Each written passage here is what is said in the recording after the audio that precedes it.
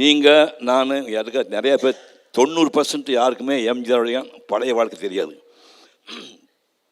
காலையில் ஷூட்டிங் போகிறாரு, 9 மணிக்கு மேக்கப் போட்டு உட்காந்துருக்காரு.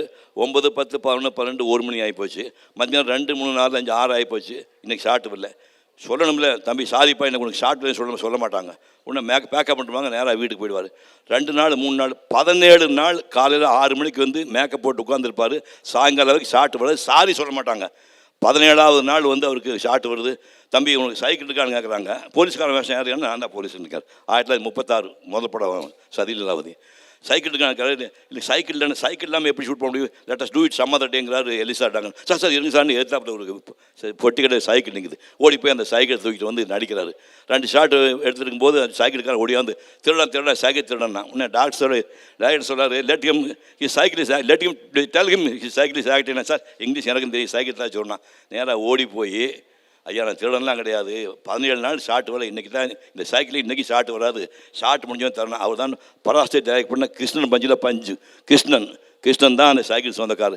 இப்படி வாழ்க்கையை ஸ்டார்ட் பண்ணவர் நம்ப மாட்டேங்க. 1940 2 முண்டா பனியனு, 2 ஜிப்பா, 2 வேஷ்டி, இவ்வளோ தான் அவருக்கு ட்ரெஸ்ஸு.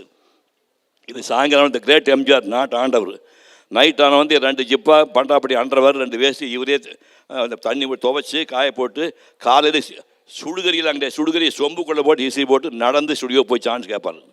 அப்படியெல்லாம் வாழ்ந்தவர் 19 கல்யாணம் பண்ணுறாரு. ஒரு அம்மா கல்யாணம் 2 வயசில் அந்த அம்மா செத்து போகிறாங்க. பார்கவி என்கிற தங்கமணி.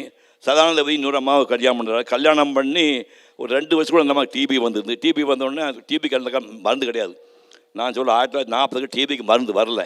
அப்போ இன்னும் அங்கே வந்து வால்டாக்ஸ் ரோட்லேருந்து பொண்டாட்டி சைக்கிள்ஸ்காரை உட்கார வச்சு இந்த கிரேட் எம்ஜிஆர் நடந்து கூட வந்து அங்கே வந்து காமதேவன் தியேட்டர் பக்கத்தில் வாசுதேவ ராவ்னு ஒரு டாக்டர் இருக்கார்.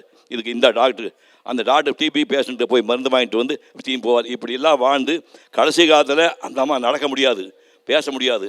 அந்த அம்மாவை இவரே ஸ்டுடியோவில் வந்த உடனே தலைக்கு எண்ணெய் வச்சு ஊற வச்சு இவரே சேக்க ஆரம்ப போட்டு குளிப்பாட்டி சாம்பிராணி போட்டு சாதத்தை ஊட்டி விட்டு தூக்கிட்டு போய் படுக்க வைப்பார். இப்படியெல்லாம் வாழ்ந்த ஒரு மனுஷன் முதல்ல 10 வருஷம் துண்டு வேஷம்.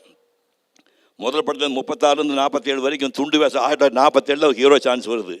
அதுக்கப்புறம் வந்து இப்போ லேடி சப்ஜெக்டாக ஒரு 7 வருஷம் போகுது. 1954 தான் அவர் மலைக்கல்லன், அலிபாபா, மதுரை வீரன், அப்படி வந்து நாடோடி மணி சொந்தமாட்டாக இப்படி ஆரம்பித்து 1977 நாட்டையே பிடிச்சார். நடிகன் நாடாண்ட ஒரே மனிதன் எம்ஜிஆர் தான். அவரை போல வந்து தனிமத வாழ்க்கையை துன்பப்பட்டவன் யாருமே கிடையாது. சிவாஜி பற்றி சொல்லுவோம்.